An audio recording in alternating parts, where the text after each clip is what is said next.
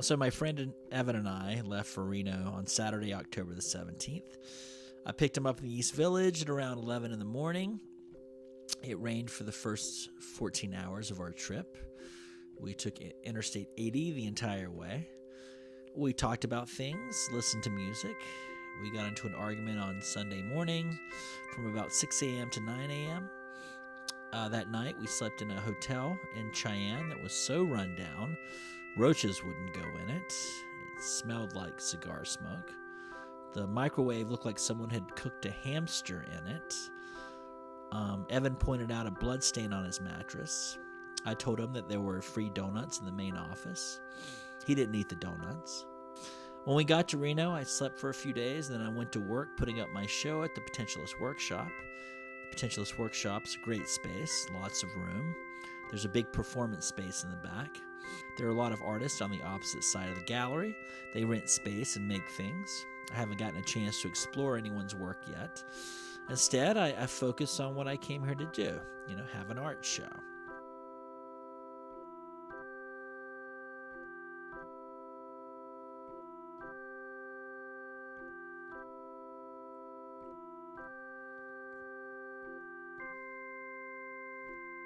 I hang my art the same way I paint. I just do it without really thinking about the outcome. I make a decision without really thinking about it too much. That's the point to a lot of my work. Don't think about it too much. Don't intellectualize it. Just turn the faucet on to the unconscious and hope something materializes. It's very frenzied and chaotic until it becomes, balanced and beautiful. Maybe that's not the right word, but the process is beautiful. It's also sad, Just lonely, sitting there drawing a picture, painting a picture. But everything is sad when you're kind of a chronic self-defeatist.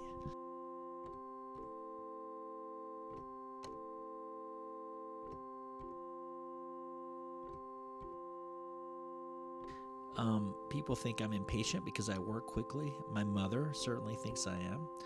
But this kind of work takes patience. It takes about a year to make enough work to have a show. There's nothing hasty about any of this stuff.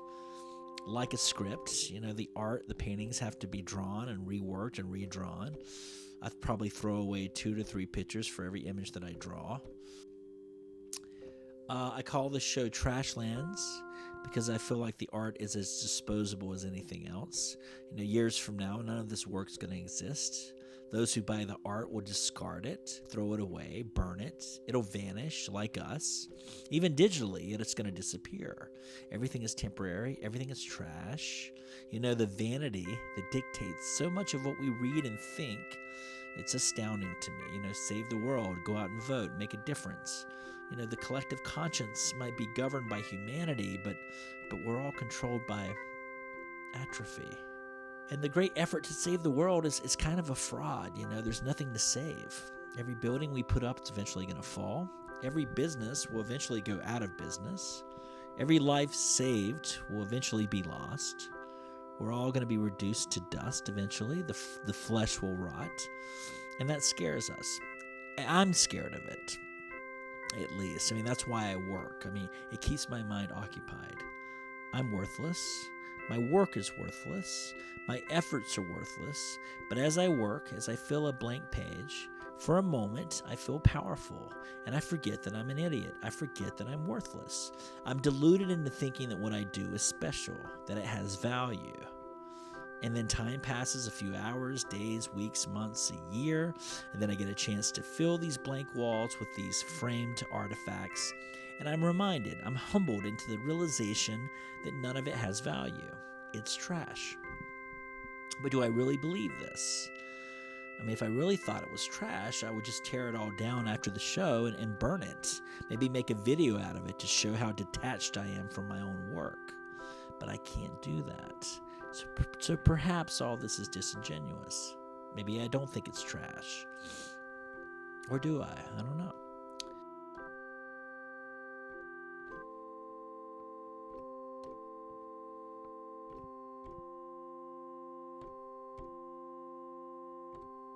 Years ago, I drew a weekly cartoon for a newspaper in Wilmington, North Carolina. I called it Trashlands. The cartoons were insipid and cruel. It angered some readers. It offended them. I was very angry myself back then. It was during the war in Iraq. Years later, I would write a script called Trashlands as well, about a man who falls in love with a robot. The world is falling apart all around him. He's completely paranoid. He isn't sure what's real, what's not real. He can't trust the news. He can't trust the people around him. It's impossible to communicate with people. Everyone's contradicting each other. The only thing he believes in is his love for his girlfriend, and even she isn't real. I kind of feel that way these days. I don't really have any convictions at the moment. Even my art feels like an exercise into nothingness. Am I having a midlife crisis? Is that why I'm in Reno? Anyway, I think I just like the title Trashlands. It speaks to me. It's very self-deprecating. It reminds me of John Waters a little bit. My first night in Reno, I had a dream about John Waters. We were at a party and he was trying to make out with me. So I asked him if he would buy a piece of art first.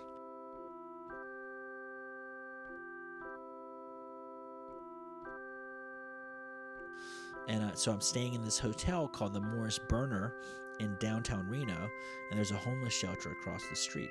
And I can hear people screaming at each other in the morning.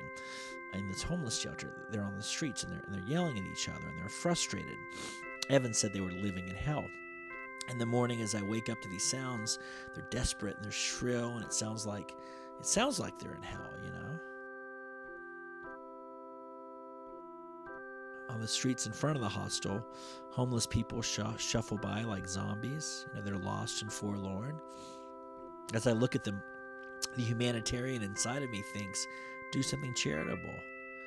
Give half of the show's profits to the homeless. But then the capitalist in me thinks, no, I need the money. And I work my ass off on this show. I'm keeping every cent.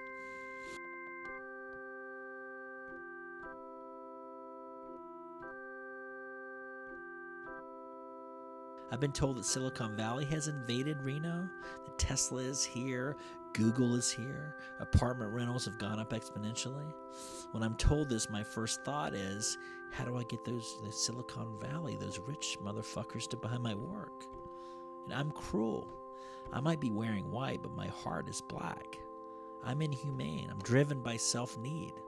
A need to have a show, the need to create something for the public record, the need to create a body of work. So, I've made a few movies. I've written and illustrated a few children's books. I've made art. It comforts me knowing these things exist for the time being. It's like leaving something behind. It's not my DNA, but it'll have to do. I don't have children, and I'm guilt-ridden about this. As I hang the work, I think to myself, what am I doing having an art show in Reno? Shouldn't I be at home with a family, raising a child, being responsible?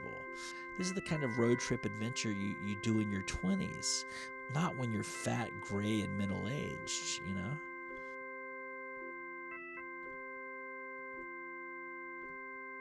Maybe that's why I'm here, to escape these thoughts, to get lost in the desert. The desert is like a piece of paper, it's like a blank wall. It's long and white, stark and empty, yet so full of potential.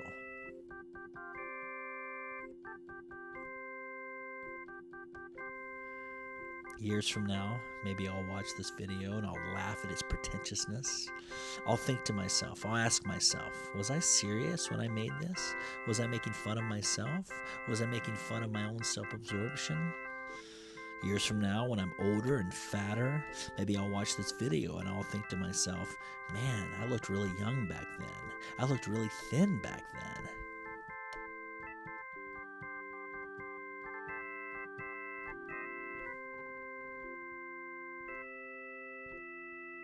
Hopefully I'll never watch this video again.